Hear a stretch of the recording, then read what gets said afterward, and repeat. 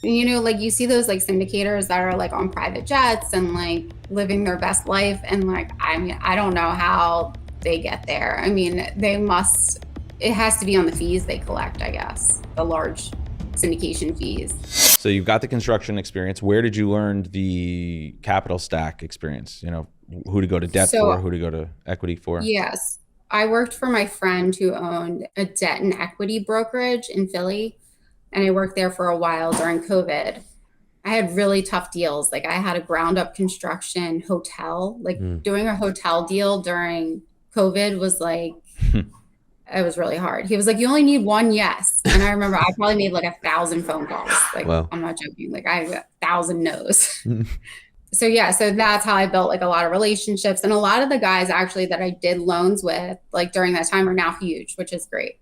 That's So amazing. I love when other people like do well. Yeah. And how did you learn like the side of business, like acquisition side of things, right? Because like, I mean, to find a building that's Class C that you can bring to Class A and literally double rents. I mean, we all know from looking at deals every single day, right? A lot of times, like those are hard to find where you can literally double the rent roll. So I stalked that guy for a while, like a good 2 years. Yeah. Yeah. And I would always follow up, I'd be like, hey, do you want to refi? Hey, do you want to do this? Like, I knew the building was in bad shape. I knew that the tenants were it was bad. So when he was ready, finally, he did reach out to me and he gave me kind of first dibs on it. Nice. That must have been a great phone call to get, right? Yeah. Yeah. Hey, Amanda. I was like, oh, like he time is wanted me to here. price it. Yeah. And like he didn't have all the documents. And I was like, it's okay. Like I'll figure it out. And it ended up working out. But that was actually a really difficult deal. So I wasn't supposed to do that with the expensive debt. I was supposed to do it with a bank. And then the bank didn't want me to do the pref. So they had a problem with the pref on the deal. They didn't want it, which was stupid. And, you know, they say skin in the game. Everybody wants you to have skin in the game. Yeah. And because I was being leveraged to 100%, they weren't okay with it. Yeah. Even though the upside was there.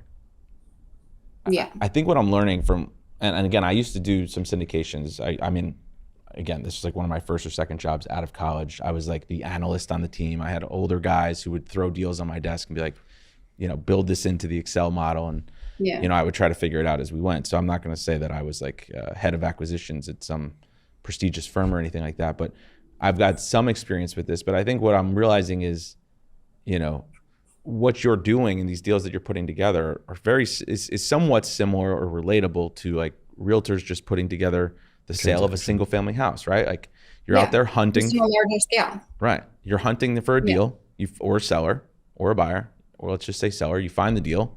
You know, you have to structure the deal, meaning find the lender, you know, you're handling all of these things. But I think sometimes people are just afraid to have some of these conversations, or they think that they don't really understand it all, or that they have to have some insane amount of money or rich parents or someone to go to. But, you know, it's okay to figure out even deals of this magnitude as you go.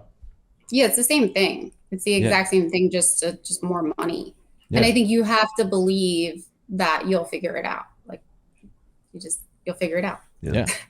But it'll all fall into place. It's a shame that more people aren't doing it, because it's like, let's just say the town that Haddonfield, right? I mean, we could go to a Haddonfield agent and say, all right, well, what does this apartment rent for? And they're like, they could probably tell you very quickly, oh, studio goes for 600 or whatever, a Class C. But if it's Class A, it might go for 1,200, right? So the people know the rents, they know how to prospect, they know how to put deals together, but they're afraid to put it together for themselves because of limiting beliefs. Yeah.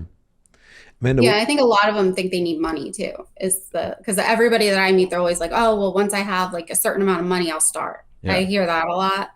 And I'm like, oh, I mean, I don't really need it. Yeah. How many deals have you bought based off of terms? Like the pref and like getting other people involved, just so that way you're not coming out of pocket much. Oh, well, I started off in 100% financing. So that's how with the single family homes. And then I kind of would leverage them and then just keep going with the Burr method, they call it. Yeah. So I did that. And then I realized that I could do it on a larger scale, basically. Yeah. What was your first acquisition like for a larger one? I think it was more of like a standard where I just had a partner and they just basically believed in me. And I think we did like, it was like 75-25. I have a ground up deal that I'm doing. Well, it's like adaptive reuse. And that's just like one guy, one check. It was like $1 million. We did a 1031, which I didn't even know that you could do that into a partnership. Yeah. Yeah. So like you become tenants in common. Yeah. So that was really interesting. So like every deal I have is honestly structured specifically for that deal. That's what's incredible about it. It's like you find it and you figure it out later. Yeah, like you have to, because they're not every deal is going to have the same capital stack. It's all going to make sense a certain way. You know, now like a big thing is the seller holding paper, right? Like that's the big thing. And there's tax benefits for the seller. And then there's, or where people buy the LLC. That's another thing that's popular now because you can assume the loan and you can, you know, the insurance doesn't go up and every deal is different. So are you now in a position where you're like, shit, I never want to flip a single family house ever again. I just want to do these bigger deals that are at least 10 units? You know, no, because my single family rentals, I've refied them like 3 times and they're like the gift that keeps giving. Like I was all in on them for like $100,000 and I think now they're worth like $350,000. Yeah. And I used to rent them for like $1,500. Now you can rent them for $3,000. So it's like, why would you stop? You know, I mean, I don't really do them because it's time consuming. So like right now I'm really just stabilizing the stuff I have. Yeah. And I am trying to do bigger stuff, but I do think you can do well just in single family homes for sure. Yeah. So talk to us about the process of the turnover process. So you bought this building recently. I know you said it was sort of a unique one. Maybe we would talk about the 40 unit building. Yeah. As leases turn over, you said some of those units were renting for like $600 and now you're going to be able to renovate them and re-rent them for $1,200. So just as the lease expires, you're not renewing, right? Yeah, so that's a whole thing in itself because really in New Jersey, you're required to offer a lease renewal. So you're not allowed to terminate someone's lease. Like they have to be offered a lease renewal unless you have like a reason. Right. So are you able to share with us, do you just offer them a renewal at a significantly higher rate and they say no?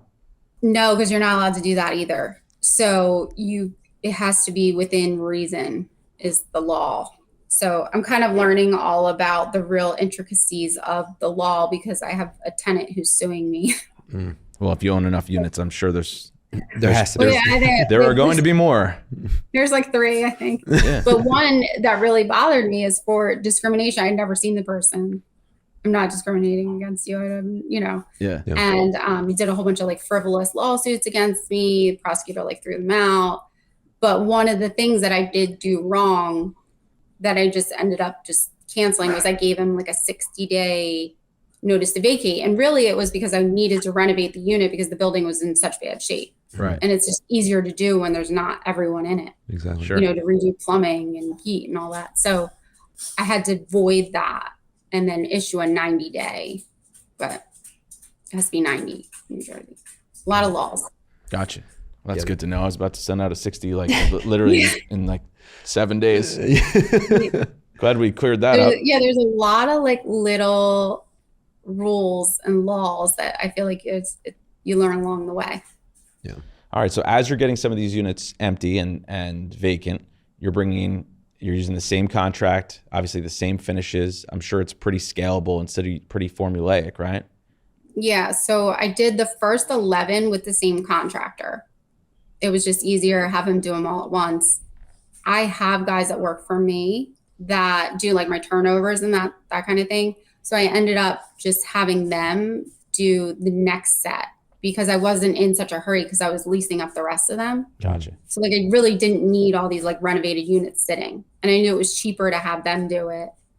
So now I think I have almost all of the renovated ones leased up. Good. So he's working on like 3 right now. Yes. The guy who works for me. But that's got to be pretty scalable, right? It's like, hey, these are the kitchen cabinets. This is the tile. These are the light fixtures. Just do it. Yeah. I mean, so I was trying to push rent in the beginning and they sat for a little bit. So I learned kind of, I'm never going to be able to change the location, the size of the unit, the closet space in the unit, right? Like I'm constrained by these things. So I scaled back a little bit on my renovation and didn't go full blown like I did in the beginning. Good to know. Yeah. Okay. And then I kind of listened to people like what they said and what they were looking for. And you probably learn as you're getting some of the feedback from those showings on the initial 11. Yeah, the size was a big thing. The people thought the units were small. So size does matter. Yeah. All right. So you start leasing them up and you're doubling the rent roll. And now, of course, once you get, like, let's say the building stabilized, right? 30 something units, 35 units all leased up, and you got the rent roll double now. Obviously, you're going to go back to the bank and get the traditional financing.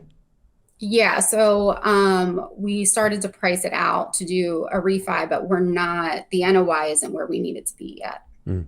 So we're at like a 300 and I need it to be at like 350.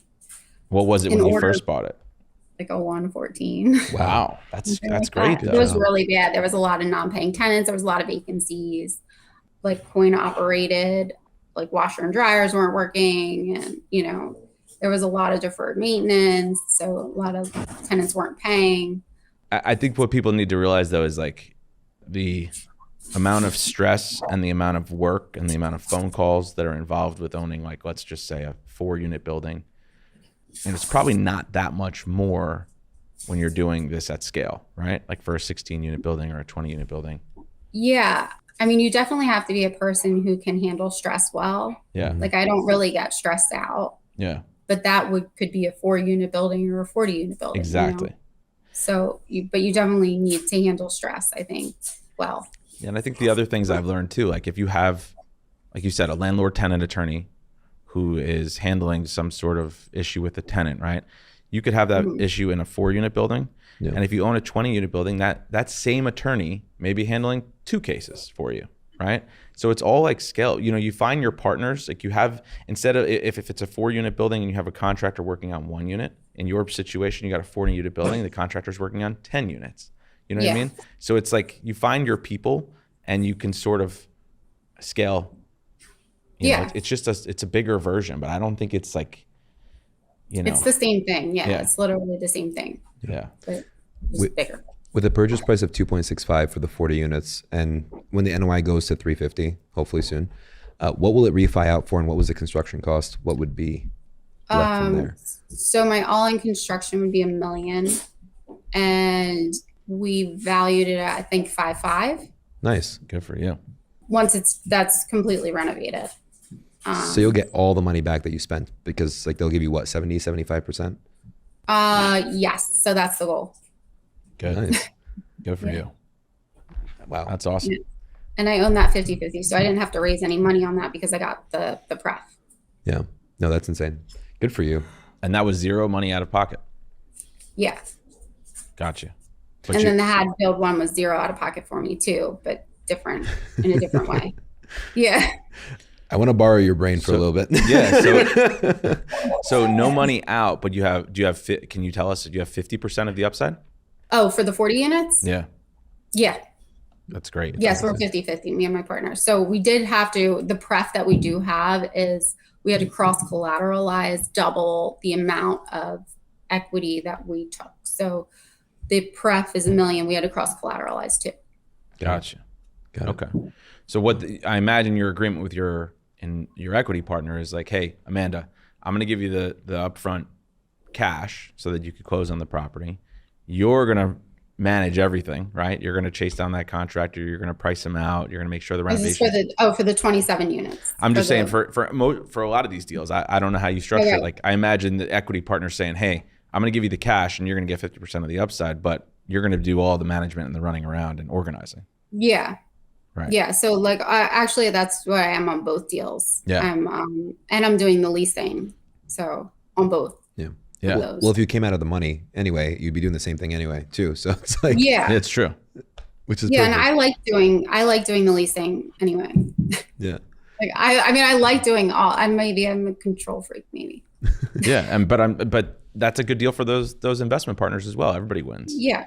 Some of those people probably haven't even seen the property. Yeah. They're like, listen, we trust you, make it happen.